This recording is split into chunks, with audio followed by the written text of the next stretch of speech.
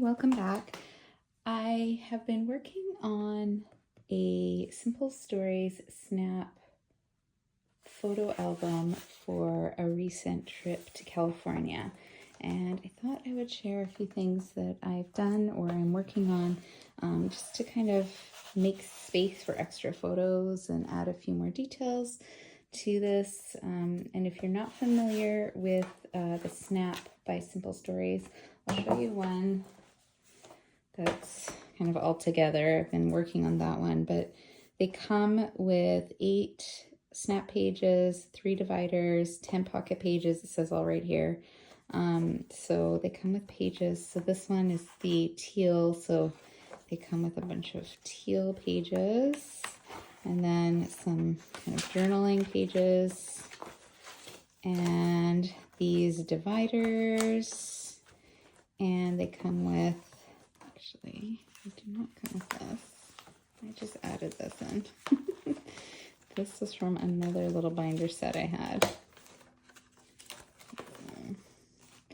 And then they come with a bunch of these pages. And this is basically where you can put a lot of your photos. These are great for the whole pocket page. It's 6 by 8, so it's a whole pocket page for more for your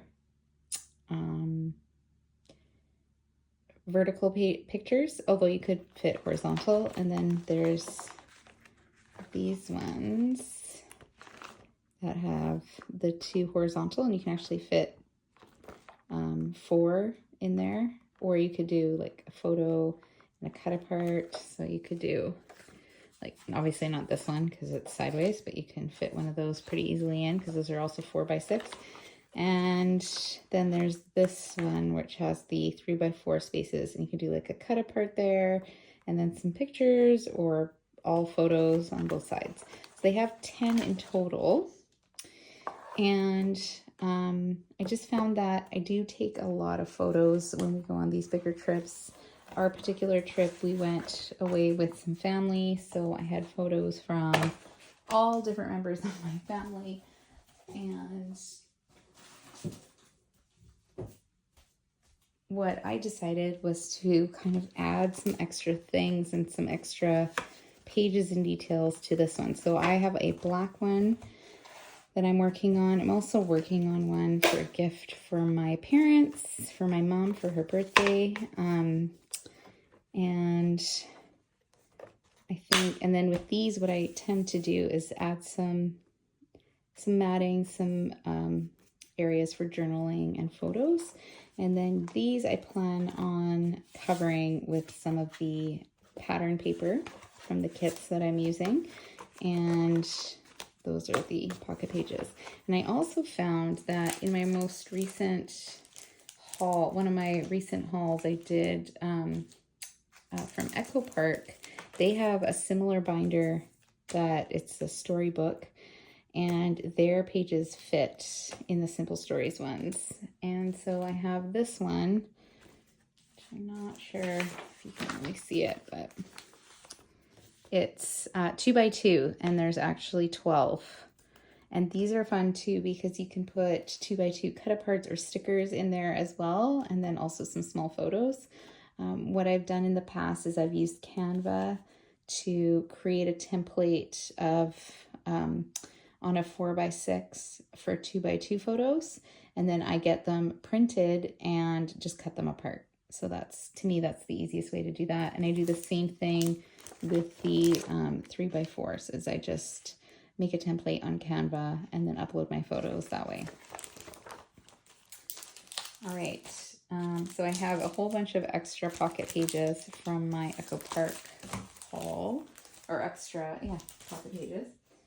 So for today though, I wanted to show kind of the process of how I've been working on it, because it took me a little while to kind of get my mind wrapped around this idea. I find it a bit different than traditional scrapbooking, but also just traditional like putting photos in albums. It's kind of a bit of a combination of the two, I think.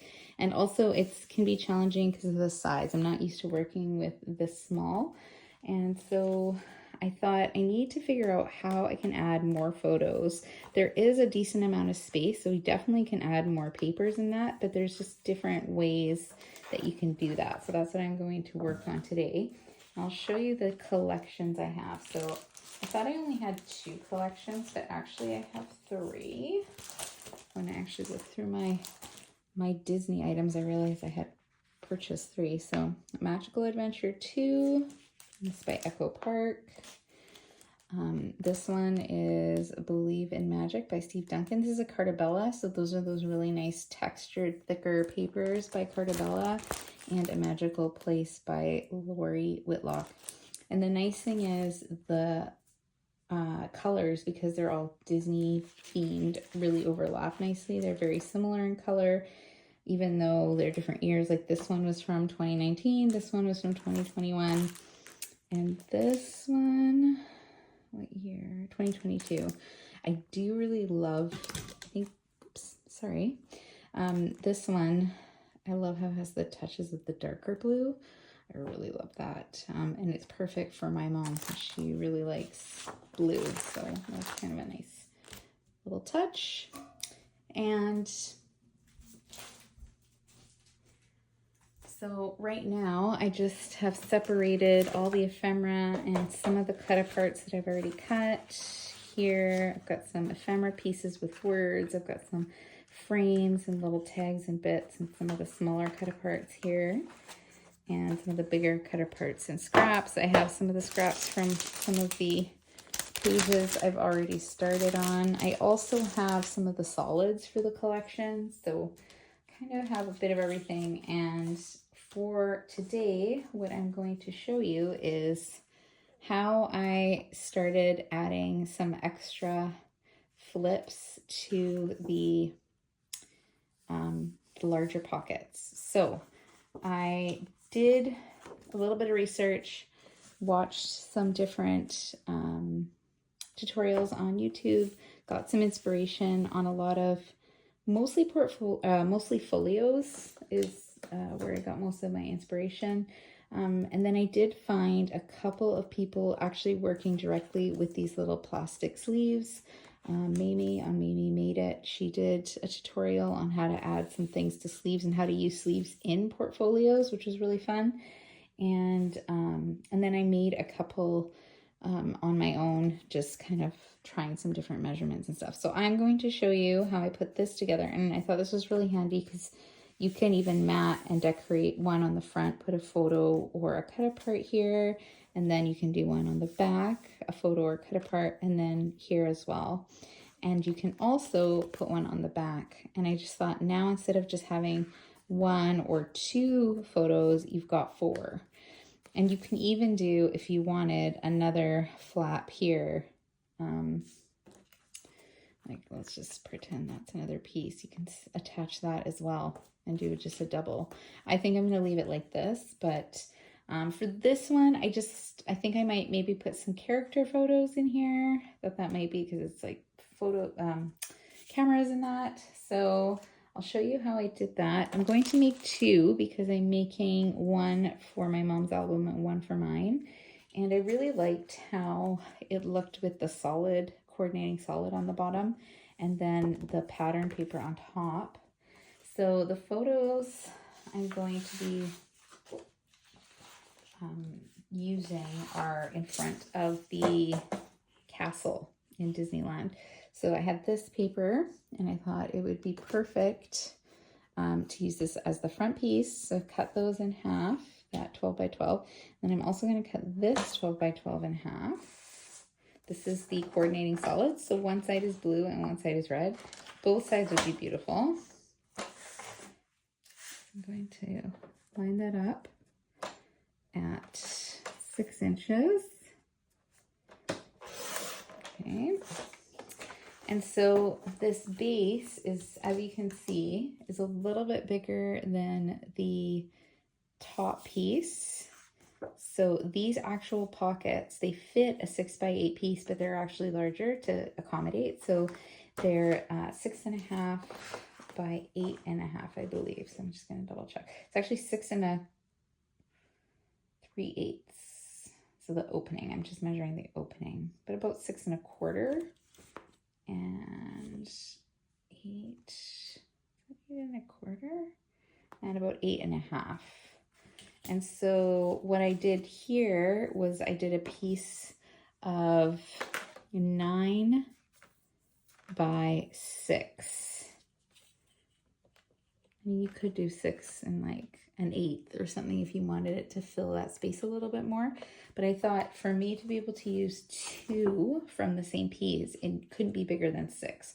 So I cut that down, and if I measure that and cut it by 9, oops, I keep bumping this today. I'm gonna line it up at 9. Okay. So I'll keep that with my scraps, and then I'll cut this down also at 9. Okay, and then this one, these have been cut at 6, but really what I probably should have done is cut them a bit smaller, because this is going to be the top, and I cut the top is 5 1/2 by 8. So what I'm gonna do is just cut it 8 off of both. I'm just gonna line them up. The Echo Park paper is not that thick, so I think I should be able to cut that. Okay, so what did I say again? This was 5 1/2 by 8. So I'm going to cut 8 here. So if I line up the 8, it's not that thick. I should be able to cut that. Okay, again, put that with my scraps. And then I just need to trim down the 5 1/2. So let's see. That one I might do because it's a bit longer and narrower. So I am going to do those individually. Okay. And these are pretty simple to put together. I mean, you could also just simply take, like if you had a, I know Simple Stories also does a Disney theme paper pack. If you had that, you could just take 2 of the 6 by 8 pages. And I know some, what I saw online too is people would either use washi or a piece of cardstock and just attach them, and then that would be your flap. So you could just easily have that as the extra part, and you can get a little bigger piece if you wanted to have it come right out like I have come right out. But I just liked how this piece stuck out, so it came out of the part of the plastic. Okay, and then this is basically done. And I mean, this, I know it doesn't look like anything special, but you could just use it, you know, to line up. You could use it as like a piece of extra decoration, or you could layer it with something else, or you could use the back across the bottom. Like, I definitely use that on something. So that's why I keep all these little pieces. Sometimes I get inspired to stick them places. Another thing I forgot to mention is when you're choosing your paper, you have to make sure that the back is non-directional. In this case, it's really easy. It's just polka dots. But I did have a couple of pieces of paper that I wanted to use. I was looking at this one originally. I really loved that blue. But then when I would flip it up, this would be upside down. And I didn't want this one on top. So it didn't quite work out the way. I mean, I could have done it that way and flipped it. But you need to have at least, I mean, it would still be okay because actually this side is not directional. But if you have ones that were 2 sides have a specific direction, it doesn't work. So that's another reason why I chose these. I think it was, no, it wasn't this one. I had chosen one earlier and it didn't work out. Anyways, okay, so now we're just gonna set this part up. And what I did was, this is a score and trim board. And I just chose 1/2 inch, mostly because that was just a really easy number to use. And it was 8.5 was about the size of the pocket. So I just scored it 1/2 inch.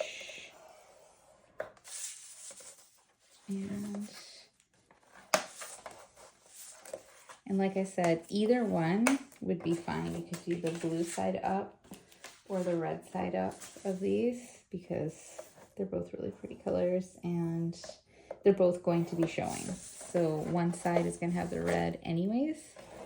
Okay, and then I just would attach, now I would attach this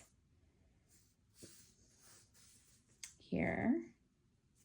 I'll just kind of center it. And this is a different red than this. So if that's going to bother you, then you might want to do, I don't think it'll bother me.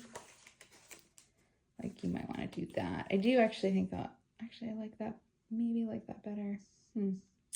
Anyways, so if that's going to bug you, you can do that. Or another option is you can take those strips from before and line it up, because they were 1/2 inch. And you can do that, glue that on. I might do that. That's kind of pretty. Like, there's so many fun things you could do with just like tiny little pieces of paper. So you could do something like that. This part I can just use the glue. Whoops.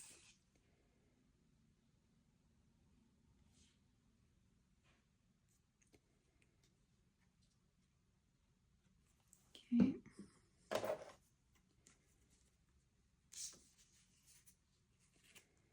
For this one, I would just line it up.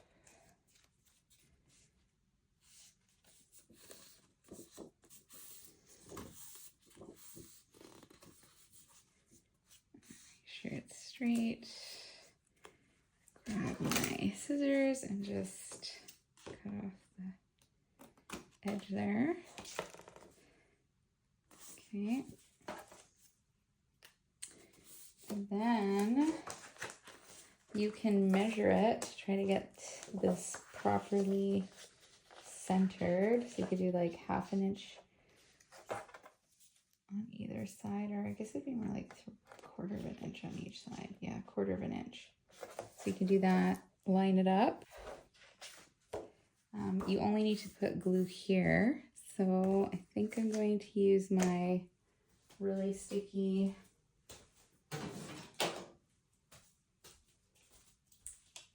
Crafter's Companion glue. Sometimes this one doesn't want to cooperate with me. I think it's on its last legs.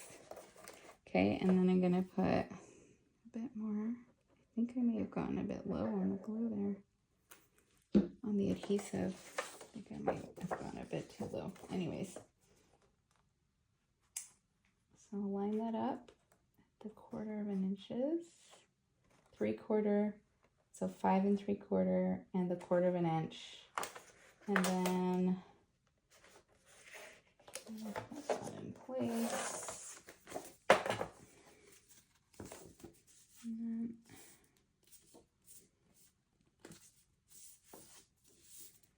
right, and now you have, oh, that one moved over a little.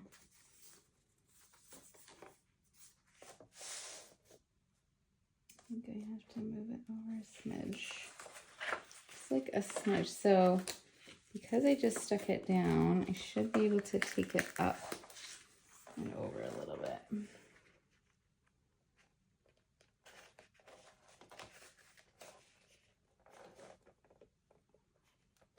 It's not cooperating right now, of course, when I'm recording, right? There, that's better. And then you can put a mat on here or just the photo. And then you can put another little decorative border piece. You can do another piece of a different pattern or different color. And then here, what I did on this one was I matted that part just with some thin, I have some 65, it's either 65 or 80 pound black cardstock, and then my white cardstock that I use for my card bases. That's what I usually use. And then I put that on top of there. And then I'll have an extra, and then you just kind of slide the whole thing in and then decorate. And you can do what I did here, which was decorate and make sure this part, so this part is not actually stuck down.